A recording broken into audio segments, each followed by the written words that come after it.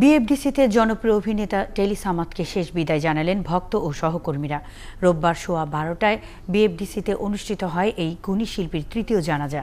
জানাজায় উপস্থিত হন তথ্যমন্ত্রী হাসান মাহমুদ সহ চলচ্চিত্র তারকারা। গুণী এই অভিনেতার অবদানের কথা স্মরণ করে দীর্ঘদিনের সহকর্মীরা বলেন, টেলি সামাদের চলে যাওয়া চলচ্চিত্রাঙ্গনে শূন্যতার সৃষ্টি হয়েছে। দুপুরে মুন্সিগঞ্জে পারিবারিক কবরস্থানে দাফন করা হবে জনপ্রিয় এই অভিনেতাকে। দীর্ঘ ক্যারিয়ারে 6 শতাধিক চলচ্চিত্রে অভিনয় করেছেন টেলি সামাদ।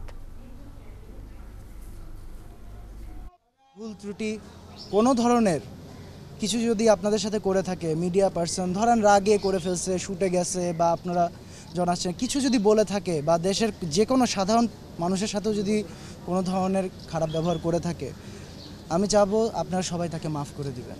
আমাদের যারা এই চলচ্চিত্রকে সমৃদ্ধ করার জন্য, এই চলচ্চিত্রকে জনপ্রিয় করার জন্য পরিচালক এবং অভিনেতা অভিনেত্রী যারা ছিলেন, তাদের অনেককে আমরা এই গত 1.5 বছর হারালাম। এটা আমাদের চলচ্চিত্রের জন্য বিশাল একটা ক্ষতি। কষ্ট একটাই, এই ধরনের আস্তে আস্তে সমস্ত তারকা শিল্পীরা চলে যাচ্ছে। সর্বশেষ এখন গেল টেলি সামাদ। এটা ইন্ডাস্ট্রির জন্য অনেক ক্ষতির। টেলি সামাদের প্রেজেন্সটা যে কোনো সেটে ছিল আনন্দের। টেলি সামাদ থাকা মানে আমরা আনন্দ করতে পারতাম, আমাদেরকে হাসিয়ে ভুলিয়ে অভিনয় করতাম। আমরা জানতাম না কখন সময় পার হয়ে যাচ্ছে টেলি থাকলে। আমরা ওকে আদর করে টেলি রাখতাম।